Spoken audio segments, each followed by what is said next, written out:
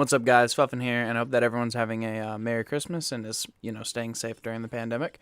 But today I'm going to be talking about a little bit of, obscure tips that I think can help you climb up the ranked ladder in TFT. So, in general, these are kind of like life tips more than anything, but they kind of have to do with your mental state in TFT, and I think a lot of people get things like ranked ladder anxiety, and this is kind of going to help you guys with overcoming that a little bit. And, these things can translate into the real world and everything, but I guess I'm going to be trying to discuss them in the context of TFT because, that's generally going to be what's most helpful to you guys, I think. But anyway, if you guys enjoy the video, I always appreciate likes or subscribing. I don't know how much it helps you guys out, but it will help me out a ton. And if not, it's all good. I appreciate you guys taking time out of your day, especially during the holiday season, to watch the video. So hopefully you get something from it. Anyway, let's hop into the first little tip here. So my first tip is going to be to try and time your games effectively. And what I mean by that is, like, if you play in the morning, it's scientifically proven that we're more productive in the morning for the first few hours of the day. So I would say if you're playing or, choosing to play soon after you get up, you might want to follow a couple little guidelines to make sure that you are in your best mental state to be able to perform. So in this regard, I think that you would want to maybe eat and drink. I wouldn't say eat a lot, just like a small meal, and then get a little bit of water in your body just to get your body kind of moving. I don't know exactly the science behind it, but basically when you eat a little bit and stretch in the morning, your body kind of just gets ready for the day. And this can also be if you want to drink coffee or anything like that.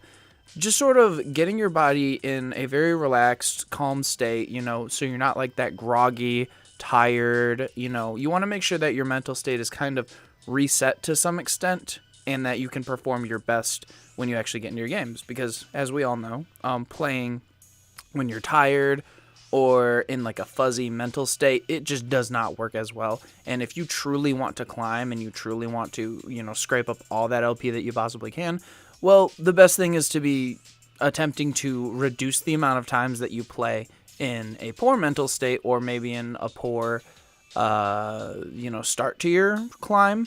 And of course, something else with this has to be that I had just mentioned stretching. Stretching is super important just for being able to wake your body up and kind of get it ready for the day. I mean, usually between 8 and 10 hours of sleep, or 6 to 10, I suppose. I mean, your body's not moving. So, it's good to be able to loosen up your body. And basically the entire premise of this tip and I guess the video, for the most part, is just to eliminate the amount of distractions that can get in your way and then get you more comfortable with playing the game, in general. So I think the next thing would be to talk about the actual distractions part of it. This, I guess, is technically the second tip, but I have this category pretty vague, and I guess want to just narrow things down a little bit. I think that if you can eliminate as many distractions as possible, or alternatively playing when there's just less distractions around, you're going to be statistically higher for climbing because you'll be able to focus more of your brain on the game itself. And I understand that there are people who have kids or dogs or roommates, and that might be a distraction, or everyone's situation might be a little bit different. But if you can attempt to avoid situations in which you're going to be distracted a lot, at least by outside forces, I think you're going to be in a better spot. And I guess I can note this here too. You definitely don't want to tilt off the face of the earth when you play. You don't want to be playing in a bad mental state or anything like that. So, I mean, the easiest thing I can say here is if something's weighing on your mind a lot, stressing you out a lot, it's not going to be a good thing to play ranked TFT to try and escape the problem. I've heard a couple streamers talk about this. Mostly Piba has mentioned this on his stream. He mentioned how he had a personal situation come up, and in essence, to try and get his mind off it, he played TFT and then dropped 1,000 LP or 900 LP or something. And he mentioned this. He said, you don't get it out of your head. You don't forget about it. You just think about it and you play worse. And I've experienced this firsthand. And I think that it's something that a lot of people can relate to. And, I've lost a ton of LP because of it. He's obviously lost a bunch of LP because of it. And I think that tip can be really beneficial to you guys, especially because we've already paid the LP. So now you don't have to pay for it in the same lesson, hopefully. And if you do really want to play the game, I would suggest making a second account. However, if you do make a second account and choose to play on that, you're going to want to limit the amount of time you actually do play, because if you play on a lower account that, like, let's say you're gold or platinum elo, if you play on an account that's an iron and you get used to how to play an iron, once you get back to your regular account, you might start playing like an iron player.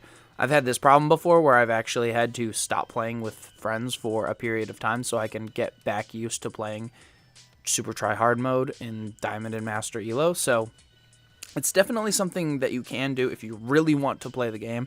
But if you aren't really wanting to play because you don't want to mess up and you don't want to make a new account, I think that there's plenty of TFT content on YouTube or even Twitch that you can consume to still learn about the game. You can watch some streamers and you can still absorb information and you can still allow yourself to grow as a player. But actually applying it, I guess you could probably wait until some other time. Or, like I said, the second account thing's good, but it can be a fine line, and a lot of people kind of get used to that. But I also think that the second account can be beneficial because if you play on ranked, you might have your ranked anxiety go away on the second account. I've known a lot of people who actually make a second account and get a higher rank than their first account is, because it's a whole lot less of a pressure situation, and they could always achieve the rank that they wanted, but they just couldn't get out of their own way, which is just sort of like the whole distractions and everything, I guess. The final tip here is going to be just to take breaks, I think, in your sessions. I think that with the time that we spend on these games usually, I know that a lot of players are different, but the people who are typically going to be trying to competitively climb these games, I think it's super important to take at least a 5 or 10 minute break every 2 hours.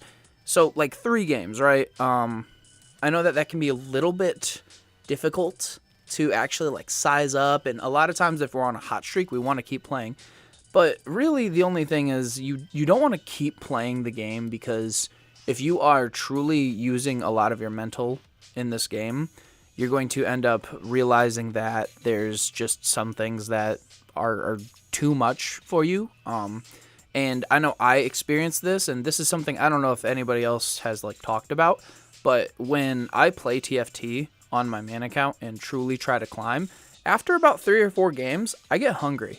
And the reason for this is actually scientific, because I looked this up. The top chess players don't really work out or anything like that, or at least a lot of them don't, and they look like they're in relatively good shape, and that's because they're consuming so many calories just through their mental processes that they are pretty much working out. The only difference is that your muscles are a whole lot better at storing energy for working out than your brain is. So once your brain has exhausted its energy, you're going to feel hungry because your brain wants to replenish that. Now you can always get a snack, little candy bar, or maybe a small snack size portion of something, maybe a granola bar. You just get some water, and basically you just want to resaturate your brain. You want to make sure that your brain is nice and comfortable, and it's also good to take that walk away if you happen to be on a bad streak. And it's really good to kind of just break up the flow of things. Now, obviously, if you're streaming or something like that, this isn't really going to be possible because of just how audience retention works. But I think that if you are just playing alone and trying to climb, this would be super beneficial. And in addition to that, you also should try to leave your last game at the door. And what I mean by that is whatever happened in the game that you just completed, completely forget about it. Maybe not forget about it, still learn if there was something to learn. But whatever happened, it's gone. It's the past. If you high rolled really hard and got first, cool. Leave it in the back. If you happen to get an 8th and you lost at a really early stage and you felt like you were angry about it, leave it at the door. By the time you hop up in queue again, you should not be talking about the game. And I'm a victim or I'm a perpetrator of doing this myself, and I think a lot of players are. There's just some games that go so badly and you just want to keep bitching about it, but the thing is, the longer you bitch about it, the more time you are consuming bitching about it and constantly putting yourself in a mental rut, and that's just going to be time taking away from actually focusing on the next game and climbing.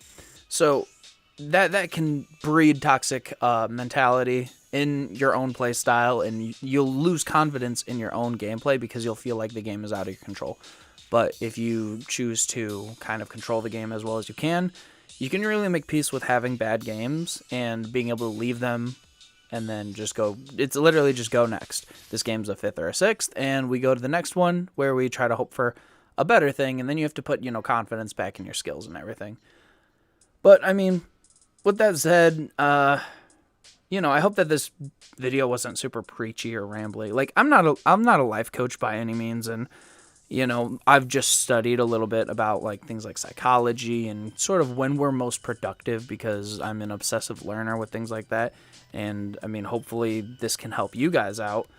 But I've heard a couple people tell me how they play, when they're tired and never works out. And I mean, I'm the same way. And then, I've just noticed patterns, and I've talked to people about the most productive parts of the day for them. And it could be very well different for you. Maybe you are most productive at night after a shower, or, maybe some other thing or some other thing. So, maybe just test it out a little bit. See what really works for you, because we are all individually different people. And I think that, maybe if you test the waters a little bit, then you'll be able to find something that really will work for you. But, that'll be it for this video. I'd like to thank you guys for watching, and if you want, I have been streaming like 6 or 7 times a week, and I've been providing a lot of information on there. The content on this channel is kind of not taking like a back seat, but it's just coming a little bit slower than I was hoping, and that'll change coming the new year. So I just will work on some other videos and things until then, and then when Set 4.5 releases, we're going to have a bunch more videos coming out. So if you are starving for content until then, by all means, pop into one of the streams. I have no schedule at the moment, but if you turn on notifications, I don't know if that does it, but I would assume so.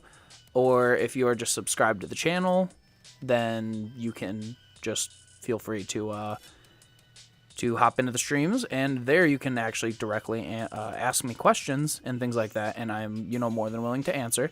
So if you have something specific you wanted to ask me that maybe I haven't been able to address in a comment, and you happen to see me streaming, maybe that works out for you. But anyway, I'll quit rambling and all that.